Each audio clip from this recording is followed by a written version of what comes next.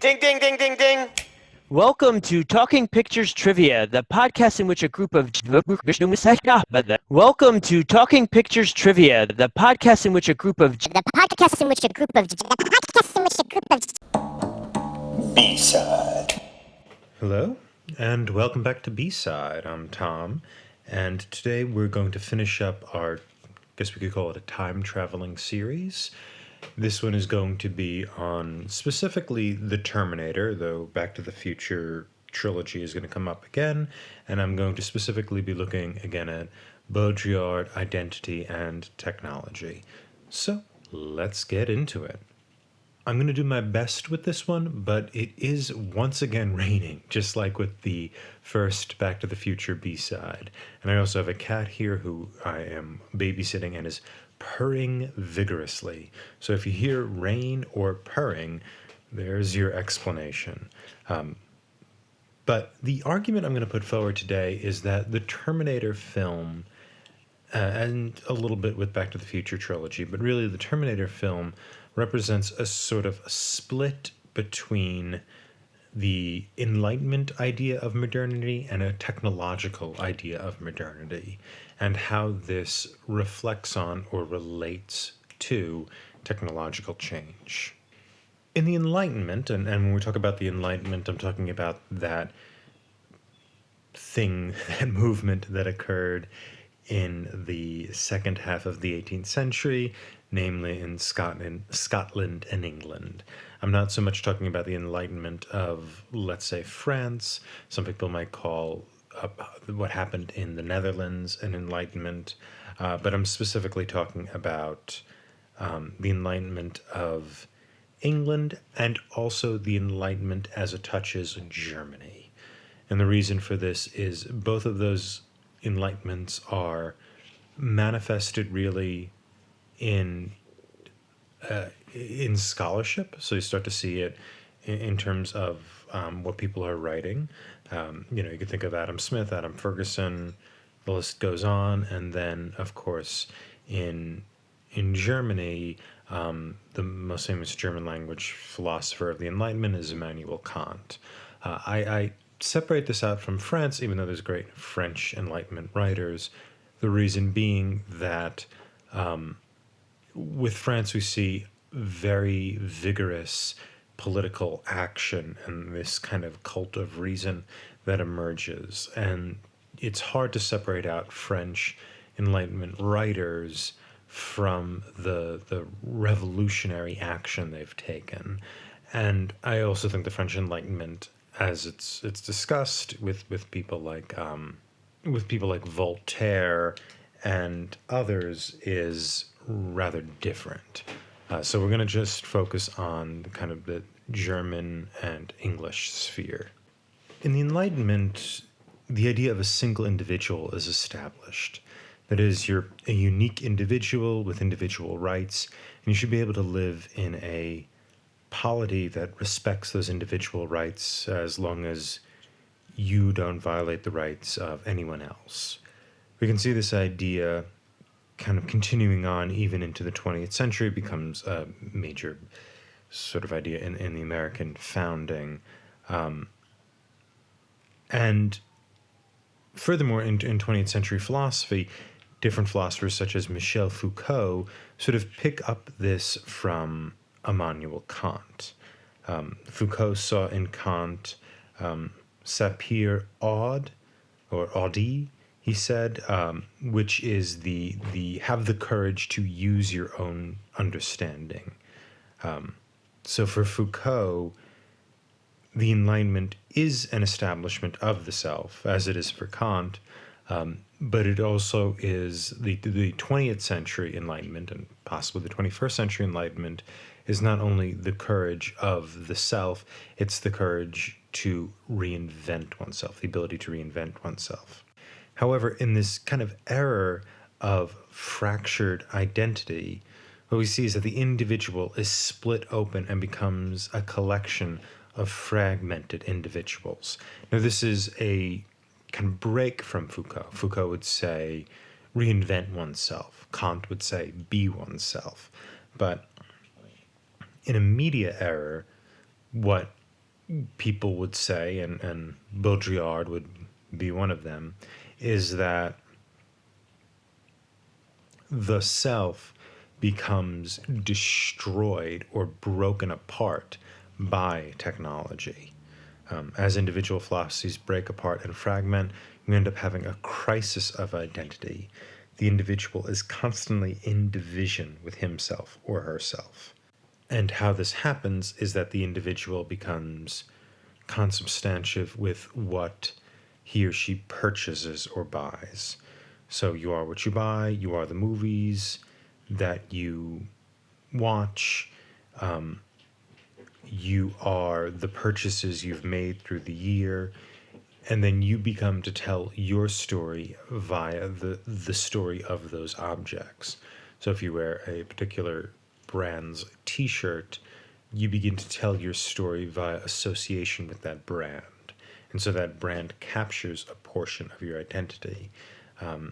When you go to the movies and you establish a communal vocabulary with popular movies, you can think of the Marvel films, right, as doing this. Everybody and their mother has seen a Marvel movie. And your identity then is in part established by this association, by your reliance on media to help form you or unform you, right? Kind of take you apart, according to Baudrillard. And this is this idea of kind of the consumer identity. The movies become a way to not only break the individual apart, but also a means of recovering the stable individual, the person itself, who uses the information media in order to have a better understanding of the self, right? So we have this kind of this reliance on media and media culture, and that breaks apart the self, that severs the self, but at the same time, the use of the Hollywood film becomes a means of establishing oneself. So the media sort of creates the problem, and then it also solves the problem.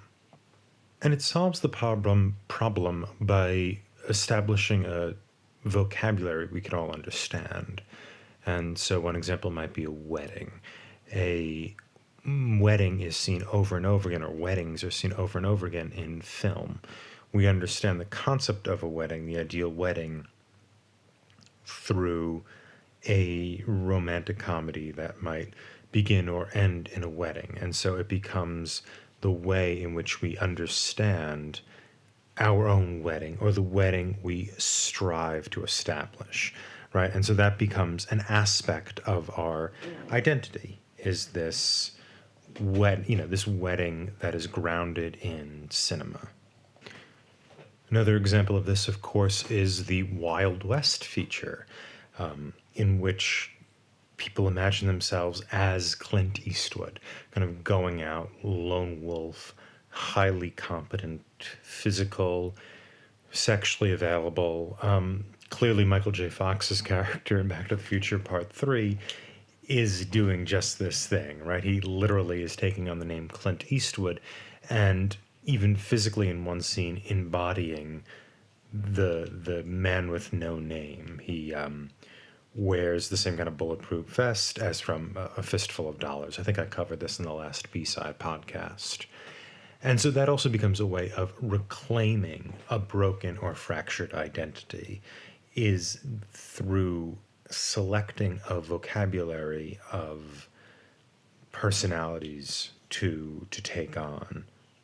And Michael J. Fox taking on the character of Clint Eastwood, as well as Michael J. Fox, the actor, taking on these various roles. He plays his great-great-grandfather, I believe, in this, who has immigrated from Ireland.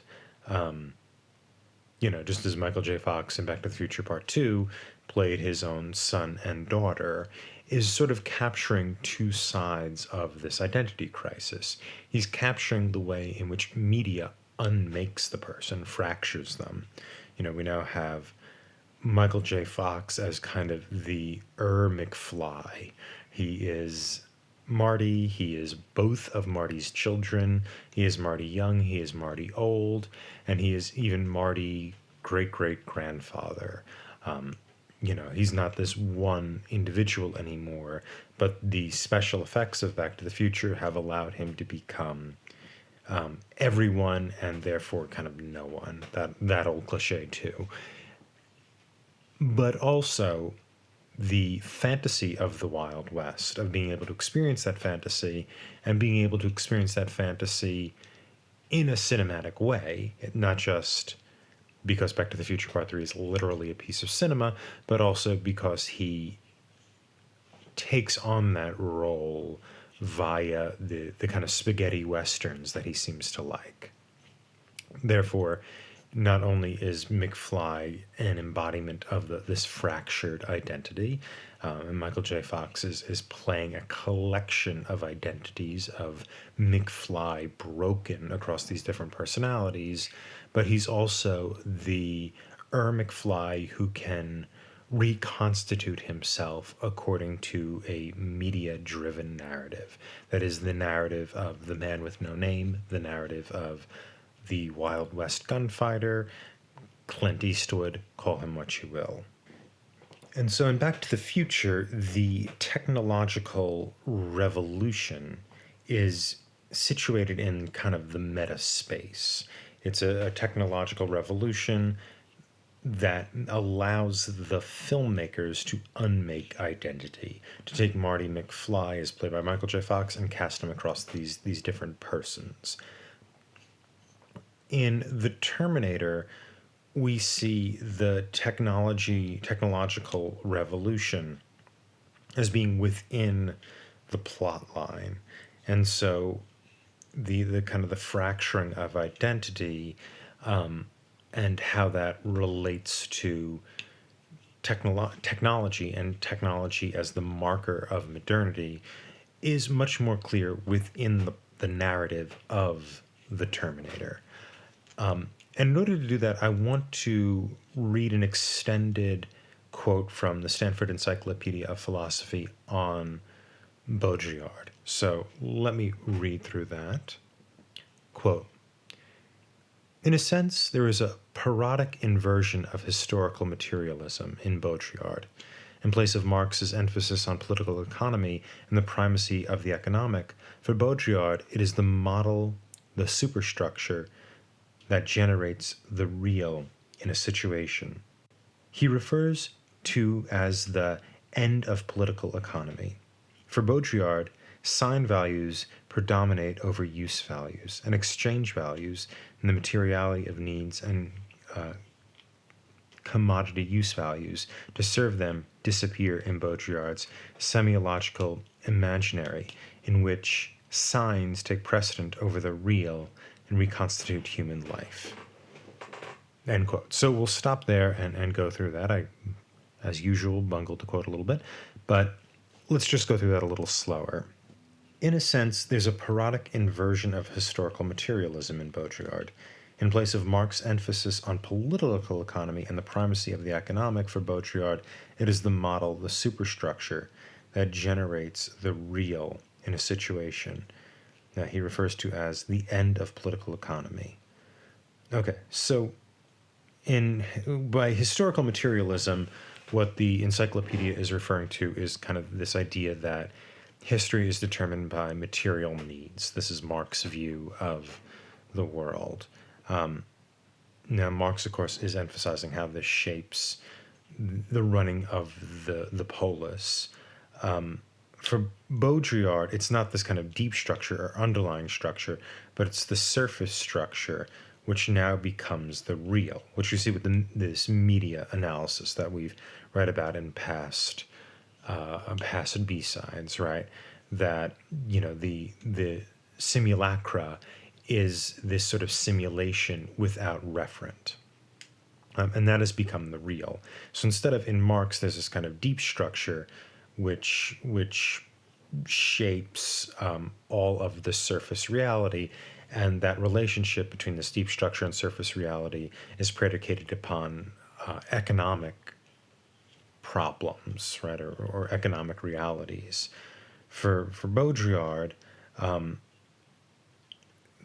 political economy kind of ends in the technological revolution, the media revolution. So moving along the quote, for Baudrillard, sign value predominates over use value.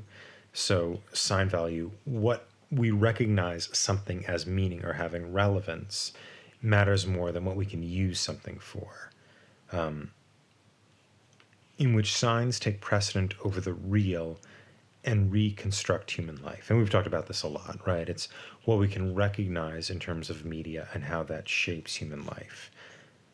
So turning the Marxist categories against themselves, masses absorb classes. The subject of praxis is fractured, and objects come to rule human beings.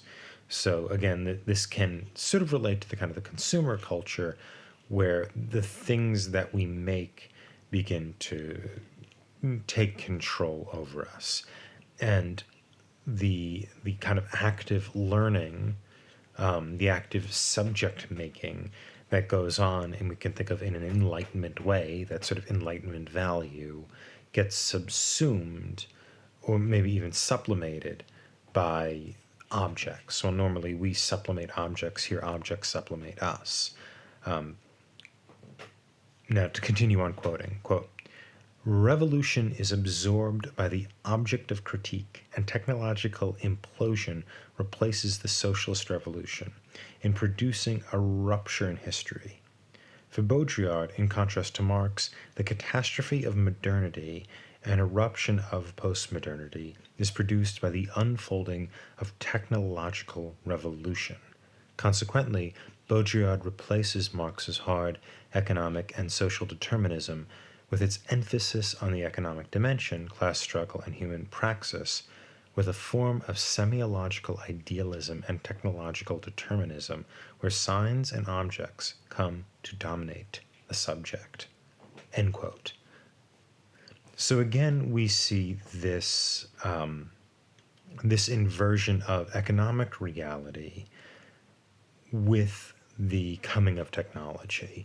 And so while technology in one sense does spark the ideas of Marx, because we now have capitalism, and Marx wants to critique that, here with Baudrillard, now technology creates a consumer culture in which signs are made, symbols that we can understand and absorb, and those we drift towards to form our identity. But in so doing, as he says here, the signs and objects, those are the things that hold the signs. Maybe the Nike t-shirt, right, is the object that holds the swoosh sign that is Nike. They come to dominate the subject. So the subject, the wearer of the t-shirt, his or her identity is fractured along the lines of the communication the shirt is making. So what we then see here is that the technological revolution kind of takes over. And so the objects that are made then take over the individual subject. So we're no longer talking about these massive class antagonisms, but rather an individual in relationship to his or her consumption, to his or her technology, which I do think, if we see the Terminator film as a reflection on the kind of the ultimate fracturing of the subject, right, where technology does spark a revolution which destroys most subjects, and the goal of the film is kind of surviving the object, right? The Terminator itself is a mechanical thing that is predicated upon efficiency. And now, granted, it's not something anybody's buying, but it is something people made and consumed that just they lost control over it.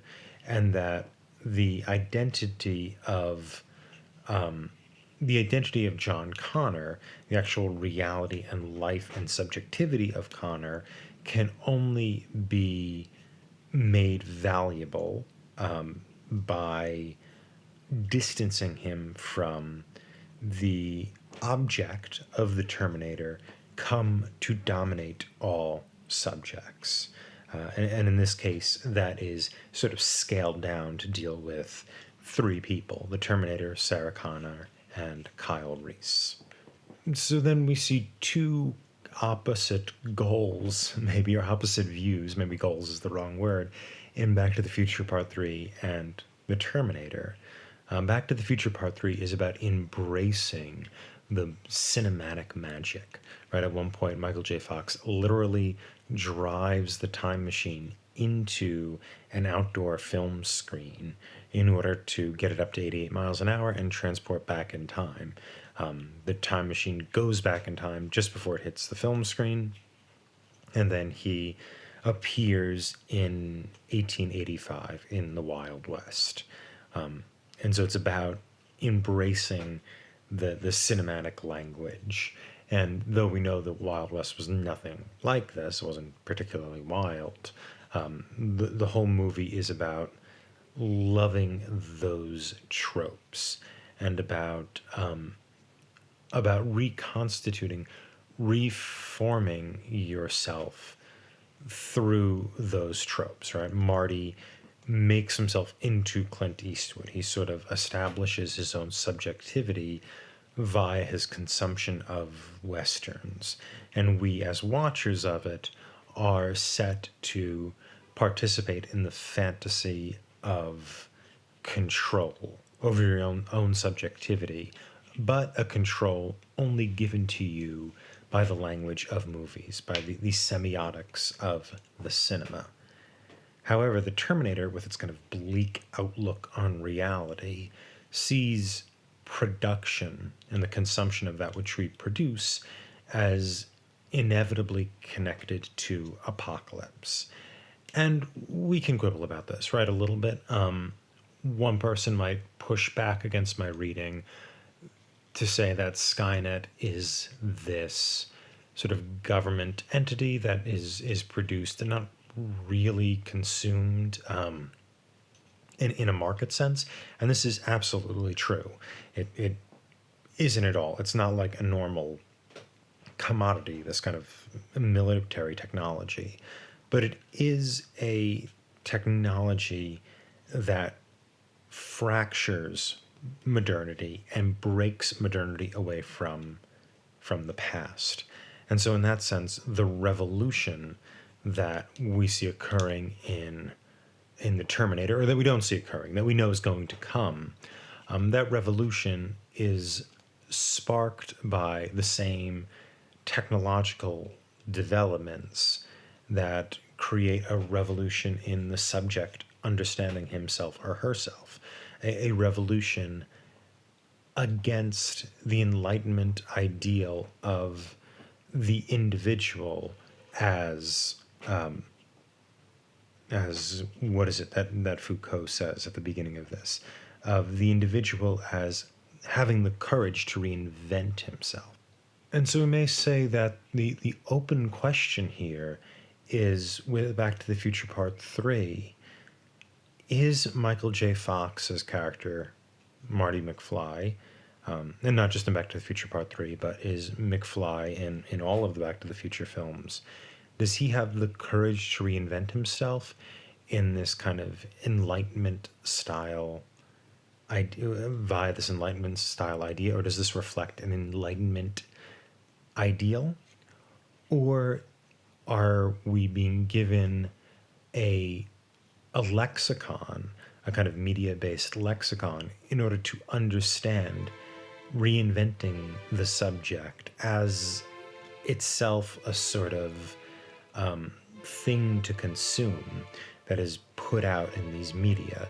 So Back to the Future Part 3 is now kind of selling the reconstituted subject as an object, uh, you know, and so Back to the Future Part 3 itself becomes part of this sort of media language that is modernity and that makes the individual.